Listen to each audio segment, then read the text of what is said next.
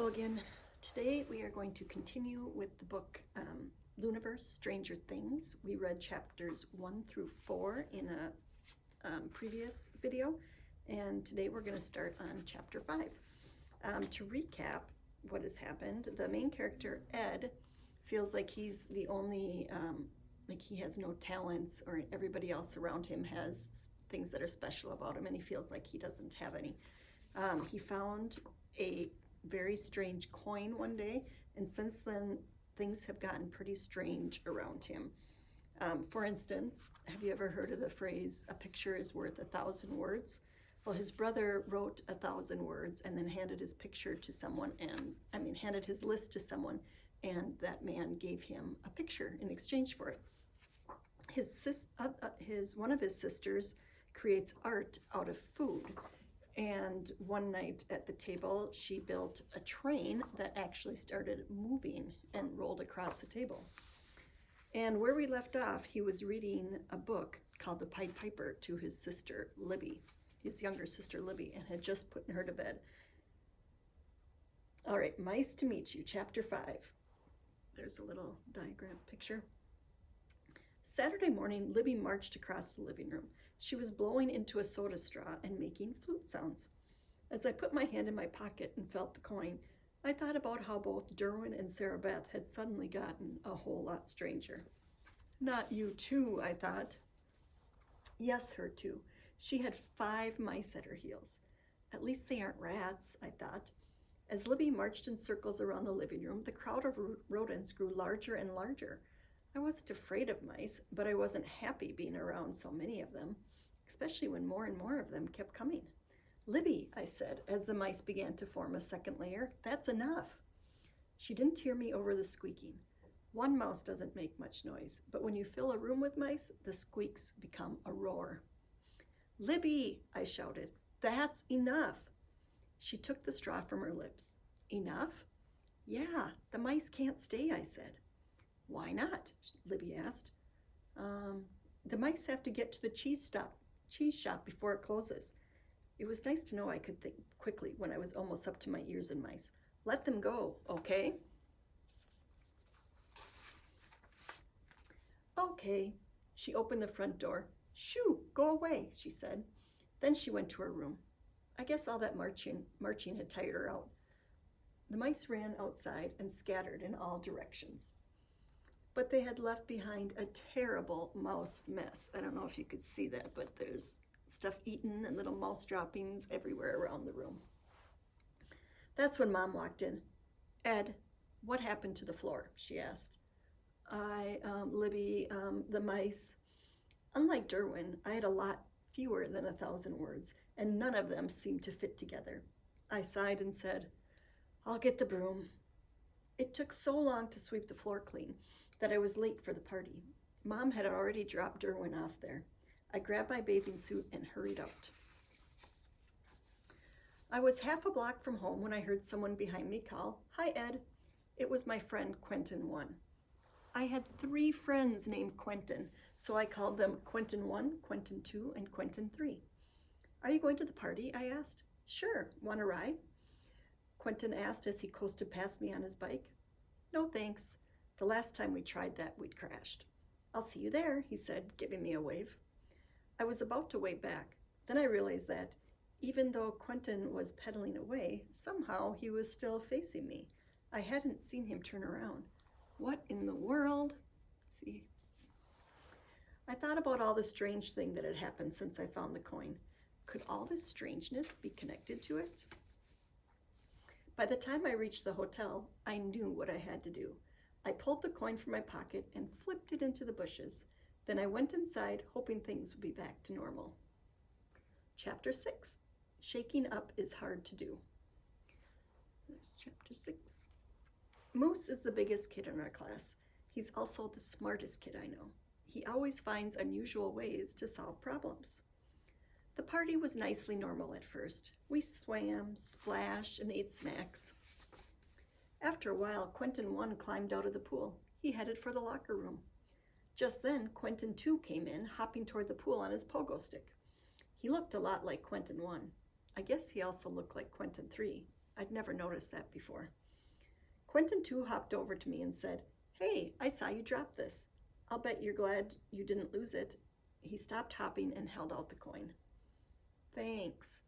I was afraid to take it, but I was more afraid not to take it. I put it in the pocket of my bathing suit. Moose and I sat by the side of the pool drinking cherry cola. Most of the kids had brought blow-up rafts or float tubes. They were bobbing on the water like a bunch of Halloween apples. "I wish we had rafts," I told Moose. "It would be nice," he said. "It's your birthday," I said. "I'm sure someone would let you borrow a raft." "But then they wouldn't have one," Moose said. "There has to be a better answer." Just then Derwin walked past us, draining the last of his soda. He let out a loud burp. "I got it! What a great idea!" Moose leaped up and grabbed Derwin. "Drink this," he said, handing his soda to my brother. Derwin slugged the soda right down. Gulp, gulp, gulp. "Give him yours," Moose said. "I'm still thirsty," I said. "Just give it to him," Mouse told me. "Quick, before he burps again." "Yeah," Derwin said, "just give it to me." I handed over my soda. I didn't know what the rush was, but I really couldn't turn Moose down on his birthday. Devin gulped my soda so fast it was like seeing bathwater vanish down the drain of a tub.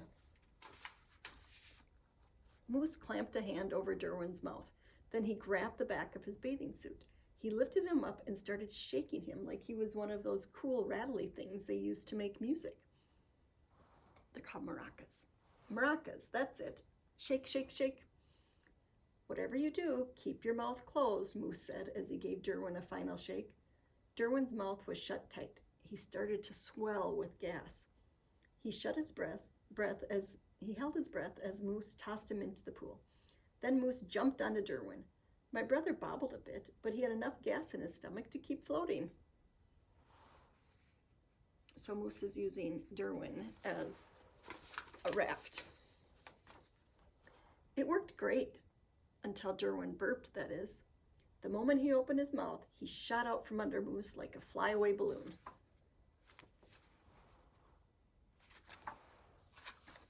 He made it halfway across the bottom of the pool before he ran out of gas. "Are you all right?" I asked when Derwin popped to the surface. "Sure, that was fun," he said as he climbed out of the pool. "Let's do it again." Moose tapped me on the shoulder. "Your turn to float," he said. But I couldn't stay. "Can you walk Derwin home?" I asked Moose. "Sure," he said. I left the hotel. I needed to find out why everything became so strange the moment I found that coin, and I knew the perfect place to get some answers. Chapter 7, Curious Answers. So it looks like he's going to the new curiosity shop. "Can I help you?" Mr. Sage asked when I walked into the new curiosity shop. "I hope so." I pulled the coin from my pocket and handed it to him. "Can you tell me anything about this?" "The Silver Center? I've heard stories about this coin, but I've never believed the coin was real," he said. "Oh dear, was it this faded when you found it?" He held the coin up for me to see. "No," I said. "It looked brand new." The face of the coin reminded me of the really worn buffalo nickel that my uncle gave me last year.